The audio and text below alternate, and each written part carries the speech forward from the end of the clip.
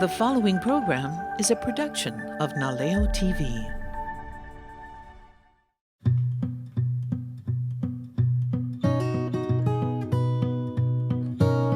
Aloha and welcome to the Audrey Wilson Cooking Show. Today I have my buddy here, J.E. He's going to help me cook some items with honey. And the reason we're going to talk about honey is that in 2010, Chef Alan Wong, along with Professor Lorna Tsutsumi of the University of Hawaii Hilo, started a project. I'm going to look at my notes, sorry. It's called it's a program that allowed the community to work with the students. So the community were able to buy beehives and the students would take care of them. And this is in its 13th year of this project. So what it has is now the University of Hawaii has a lot of honey and a lot of beehives. It's a great program. So the community is helping the university, the kids are working on all of that. So this year, on April 22nd, because of COVID, they couldn't do it. They had a break.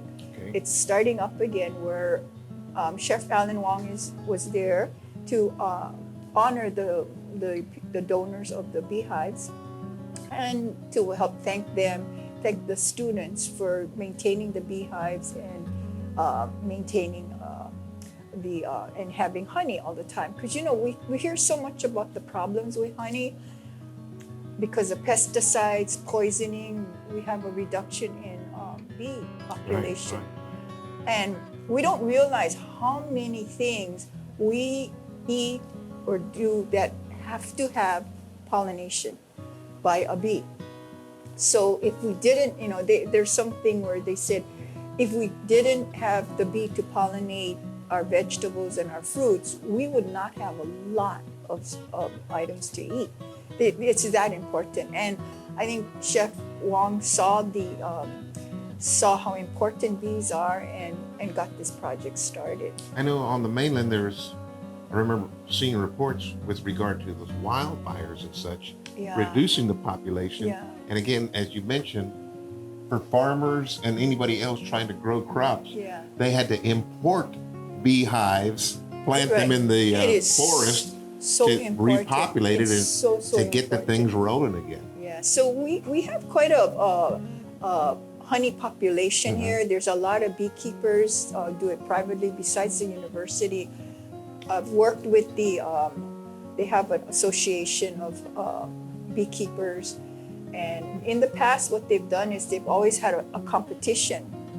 And I was lucky enough to be able to judge it. And it's so interesting, the different tastes. Once you get to taste something and taste a variety of stuff, and everybody thinks that, the white honey from Puako, it is one of the best. Okay. And I can't remember, I think it's Kiawe blossoms that they are. But that kukai maili? Okay, right. I've heard its of that. Flower is white. And if the bee uses that to make honey, it makes the most horrible honey. But yet it's white. It's beautiful. You look at it, it's as beautiful as the honey out of the Kiawe honey out of Puako. But it has no taste. It's super flat. Okay, that's the question I was going to come up with. How do you know if it's bad honey? Well, it doesn't have a taste. You just taste it. You get after you taste a whole bunch of honey, you get to see, what are the most tasty. And to me, this is gold. This comes from Kapuho, which is gone. That makes it valuable. What do you mean it's gone? How did it go? Kapuho is gone. Oh, no. Kapuho, yeah, okay. Yeah, okay. All that area and down there. It just says that it's a divided farm lot, and it doesn't say the variety. This was pulled in 2016. I tasted this honey. This honey is absolutely wonderful. Absolutely wonderful. It's like, OMG, this is so good. And I'll let you taste, if you can eat a That was a question, too. Yeah. That somebody asked, how long does it last? Okay, very good question. Honey lasts forever. Forever? Yes. So you can have it it doesn't have a shelf life. It lasts forever. They actually found honey with mummies in Egypt that were like thousands of years old.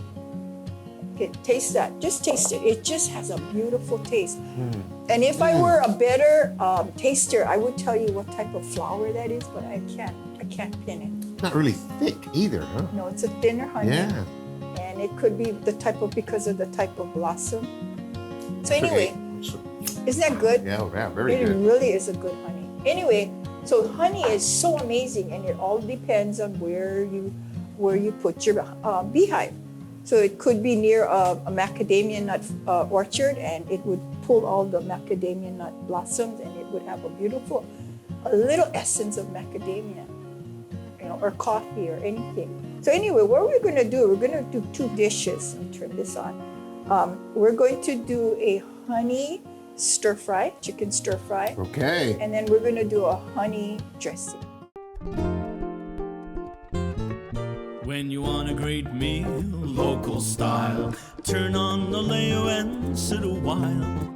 Watch and listen, then you'll know just how to do it on Audrey Wilson's cooking show.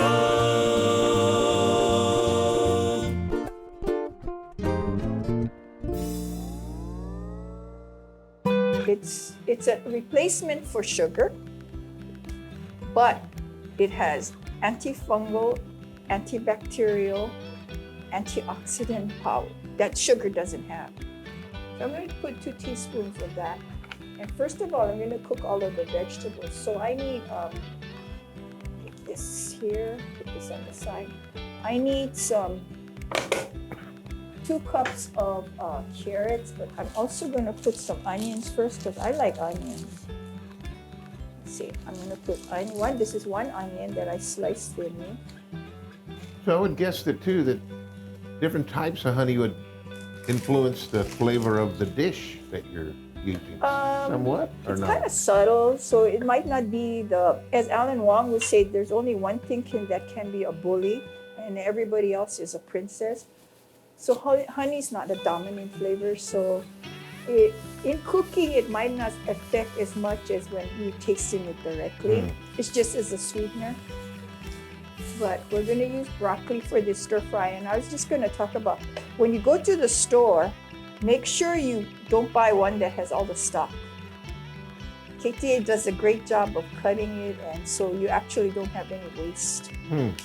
So I do that, and then I like to skin take my skin off like this of everyone. It's tedious, but it's worth it because you won't have any woody parts when you're eating. Okay, so what we're going to do is, what cooks the longest is the carrots and the onions. So I'm going to put the onions in and the carrots. Let me get this.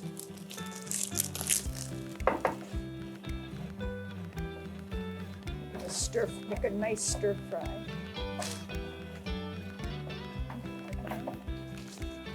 Stir that around. And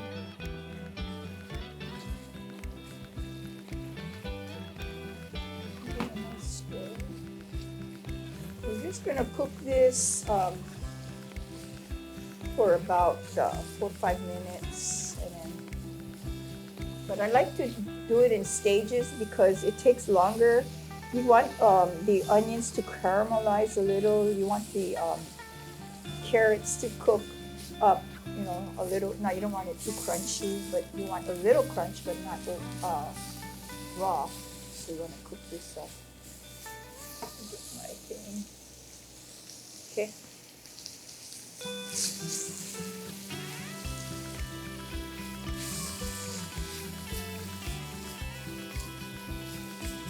Now I'm going to add some beans and for color, and some broccoli. Remember what I did? I took all the skin off. This looks good already. Yeah, but I still have to. There's 4 cups of broccoli. Mix that up.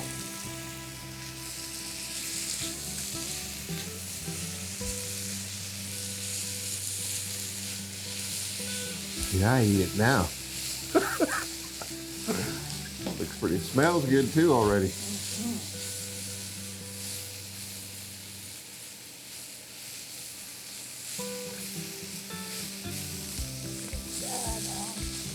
We already have a beautiful dish.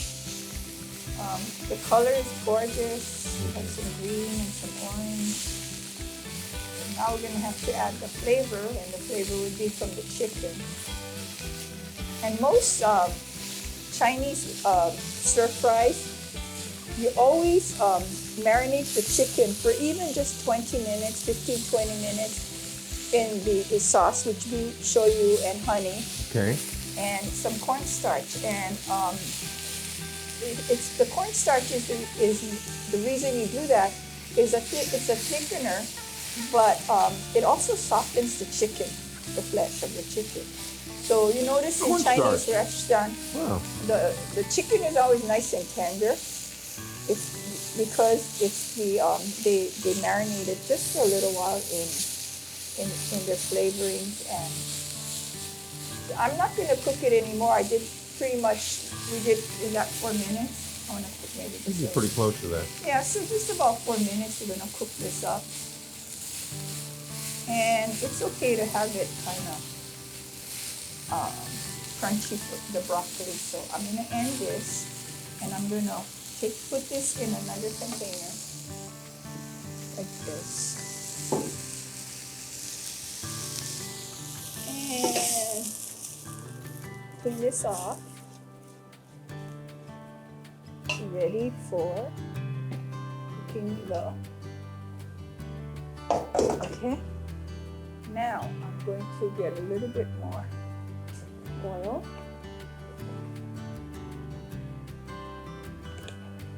I'm going to cook the chicken. But like I said, I've marinated it. Sorry, I didn't mean to scare you. You scared me, you did. 5 minutes. Okay. Sizzling is good. And you said you marinated this? In some shoyu and honey. The shoyu has a little bit of sugar in it too, right? No. No? It's your salt. It's that where you're gonna get the salt. So your sweetening comes from the honey. Yeah, so shoyu is just for the flavor is the salt. So we're gonna cook this until it's done, and then I'm gonna cook it a little bit. I'm gonna add 8 garlic cloves here now that I minced.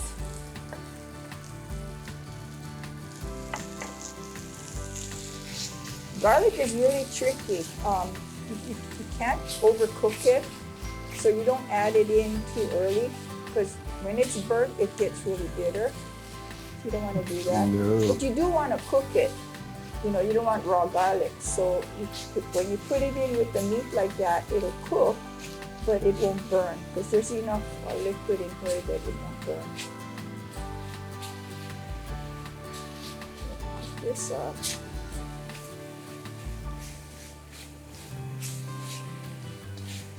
And we're gonna, after this is cooked, I'm gonna put the vegetables back in. Okay? Cook it a little more. Yeah, oh yeah, it's still not there yet. It has to be much clearer.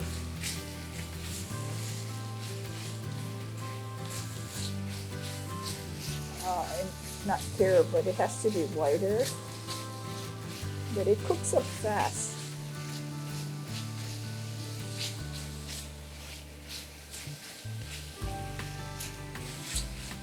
This is, I think, probably the original fast food is stir fry. Once you get everything together, you got your rice cooked, you could get this meal out in 15 minutes, easy. Just have the kids waiting for their food. Oh, yeah. The family waiting for their food, because it's pretty fast. So the only thing is just getting all the ingredients together and get this. It's pretty much cooked now, but I'm gonna cook it a little bit more. I still see some pink spots. And make sure it's cooked good.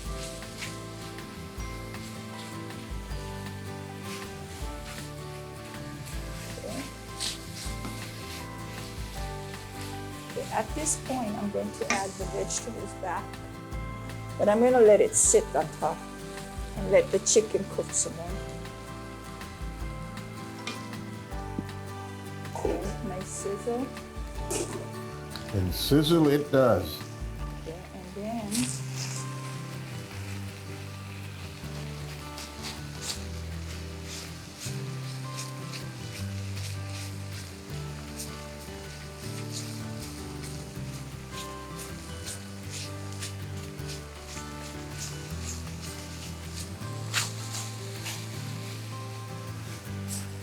okay, I'm going to be stirring it up pretty soon because I think the chicken is cooking up. So it's all in the bottom.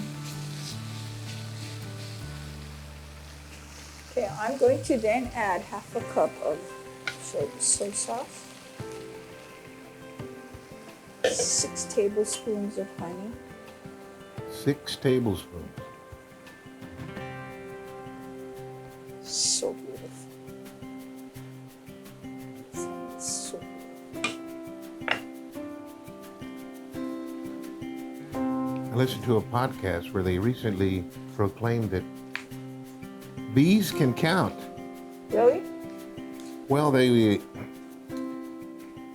count certain number, Or and then what, they their would go hive? back when they find the flowers. Yeah. Hey, we got a whole bunch of flowers over here. How do they communicate?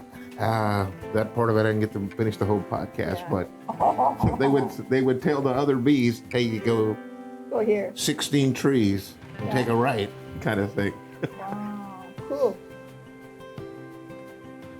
A couple other animals are saying that people don't give them enough credit for being Yeah. intelligent. The raven, crows are very Yeah. smart animals. Yeah, but they're very noisy. Yeah. So we're done with this. Now I'm gonna do is, can you put me about a little bit of water to make a How slurry? much?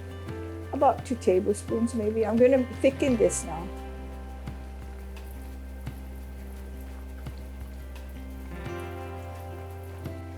That enough or more? No, now you gotta mix it.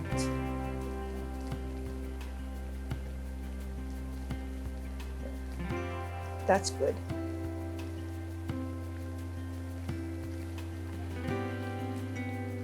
That's about a tablespoon of cornstarch just to thicken it. And once it thickens, we're done. Okay. Wow, that smells terrific. Yes, it's a really fast meal. Yeah, It's very all good. done. So now Pretty healthy too. we're doing pretty healthy because after this we are going to now make a salad. So let's go work on our salad for this. We're gonna have this plus salad for lunch today. Sounds How's good. that? Sounds really good.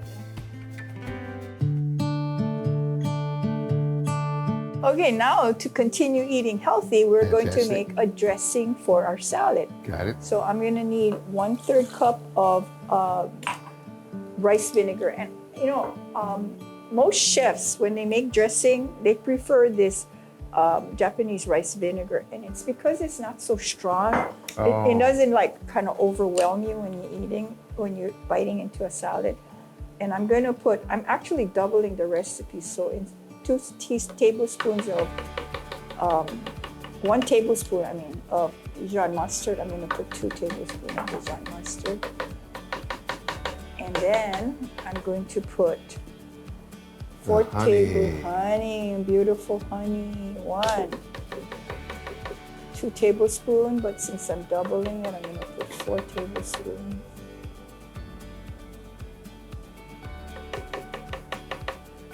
Makes me sad we don't have Kapoho. I grew up there. We had Yeah. my mom worked for a doctor who had a beach house there, and I spent so much time there. I'm so sad. I think about it all the time, but I first moved here So back in sad. '88, and first couple of summers were down at the aforementioned beach houses and stuff. And Yeah. wow, I just had never been around something like that, I know. where you had those tide pools. It's so amazing. And half a teaspoon of salt. So, okay. And half a teaspoon of black pepper. Very simple. Okay, now the secret ingredient in here, and I think I've talked about this before, and I know I've written about it in my newspaper columns, but what's very important is when you make a dressing, you're working with an emulsion, and an emulsion is like water and oil. So what happens is there's separation, right? So what this is, either guar gum or xanthan gum, and they're both, this is the outer layer of the tiny inactive bacterium, okay? So it is a thickener, but it causes the dressing not to separate. What is it called again? This one is xanthan gum, but you can also use guar gum. Guar gum is from the guar, it's from a tree. They sound like superhero names or something. So I'm going to add just a fourth of a teaspoon of it. You don't need very much. This one is actually, you don't realize it's in your ice cream. It is in a lot of thickened type of items that you buy ready-made. But it is very important. All chefs pretty much use this. You can find it at ordinary supermarkets? Yeah, I found that at KTA. Okay. So I'm going to run this and then slowly add in the oil. Oil goes in last, by the way. I learned that a while back. I think I'm going to post it. All right, so.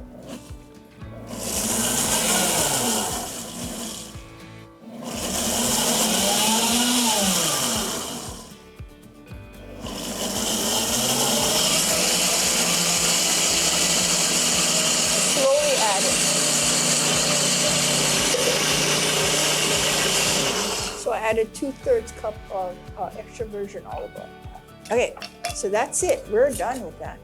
So it keeps the oil droplets, remember, from sticking together. So there's no this is a beautiful honey dressing that will always stay like that. Oh wow, yeah. Yeah, it won't have any separation because of the guar gum. So we got the dressing. Let's go build the salad now. Salad time. Okay. Okay, now we're ready to build this beautiful salad. I have some baby spinach in here, some just assorted greens. Very healthy dish today, hey? It is very healthy. Okay. So we're going to just make it tastier. I'm going to add some cranberries, give some sweetness. Oh, go ahead, put some more. Okay, cranberries. Whoa, you saw that one jump? That one did get out of there. And then we'll put some almonds. Again, both healthy additions. Yeah, and then put some mandarin oranges. Don't want I do not want the juice in there. I don't want to.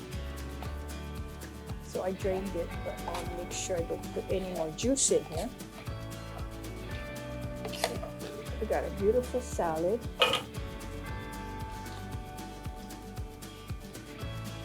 And are you ready to eat some salad? You don't need to eat that. You just eat salad. Well, I am a connoisseur of salad, that's for sure, but they both look rather tempting.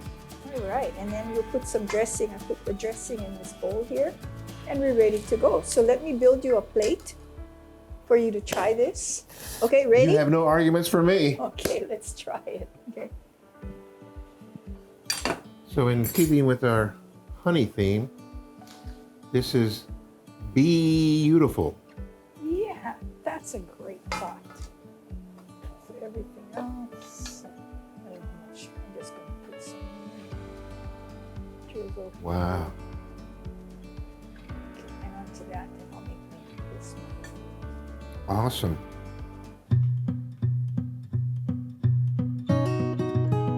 Are we ready to try it? Are we? And how? Say thank you to the honeybees. Thank you, honeybees. For this meal. Honeybees. Okay, so we'll first try the honey stir fry. Okay. Yummy. Mm-hmm. Really good. Yeah, the carrots are perfect. Not too hard, but not too Perfect. soft either, yeah. Okay, you could cut it larger if you want it crunchier. Okay, now try the dressing, honey dressing. Tell me what you did. Nice. Mm-hmm. Yep. So take care of all the bees in the world. Do not poison them, you know, all that environmental issues that we have, because they help to feed us.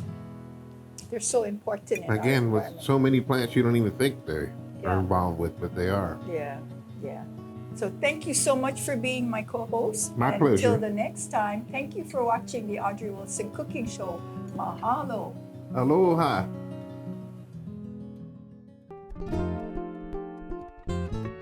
When you want a great meal, local style, turn on the Leo and sit a while.